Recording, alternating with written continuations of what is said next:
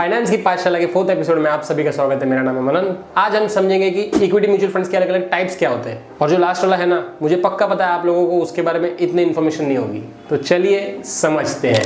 पहले आ जाते हैं लार्ज कैप म्यूचुअल फंड्स पे। तो large cap mutual fund basically ऐसे फंड्स होते हैं जो लार्ज कैप कंपनीज या ब्लू चिप कंपनीज में इन्वेस्टेड होते हैं। इन फंड्स में इन्वेस्ट करने का मेजर बेनिफिट ये है कि मिड कैप और स्मॉल कैप के मुकाबले इनमें रिस्क थोड़ा सा कम होता है। अब आते हैं मिड कैप म्यूचुअल फंड्स पे। Mid cap mutual funds basically ऐसे फंड्स होते हैं जो मिड कैप कंपनीज में इन्वेस्टेड होते हैं। इनमें रिस्क और रिवॉर्ड दोनों ही लार्ज कैप के कंपैरिजन में ज्यादा होता है। अब आते हैं स्मॉल कैप फंड्स में। स्मॉल कैप फंड्स बेसिकली ऐसे फंड्स होते हैं जो स्मॉल कैप कंपनीज में इन्वेस्टेड होते हैं। इनमें रिस्क भी बहुत ज्यादा होता है और रिटर्न भी बहुत ज्यादा होता है। इसके बाद आते हैं इंडेक्स फंड्स में। इंडेक्स फंड्स बेसिकली ऐसे फंड्स होते हैं जो इंडेक्स जैसे कि निफ्टी 50 हो गया या सेंसेक्स हो गया, इनमें डायरेक्टली इन्वेस्टेड होते हैं। इनके बाद आते हैं मल्टी कैप फंड्स। ये फंड्स ऐसे फंड्स होते हैं जिनका कोई सेट पैटर्न नहीं होता। ये large cap, mid cap, small cap सारे ही स्टॉक्स में इन्वेस्टेड होते हैं। इनके बाद आते हैं सेक्टोरियल फंड्स। ये फंड्स ऐसे फंड्स होते हैं जो अलग अलग सेक्टर जैसे कि पावर सेक्टर, बैंकिंग सेक्टर या ऑटोमोबाइल सेक्टर में इन्वेस्टेड होते हैं। फिर आता है इक्विटी लिंक सेविंग स्कीम या ELSS फंड्स। इन फंड्स का मेजर बेनिफिट ये है कि अगर आप इन फंड्स में इन्वेस्ट करते हो तो सेक्शन 80C के अंडर आपको 1.5 लाख तक के टैक्स बेनिफिट मिल सकते हैं। एंड और एक पॉइंट ये है कि इन फंड्स में 3 साल का लॉक इन पीरियड होता है।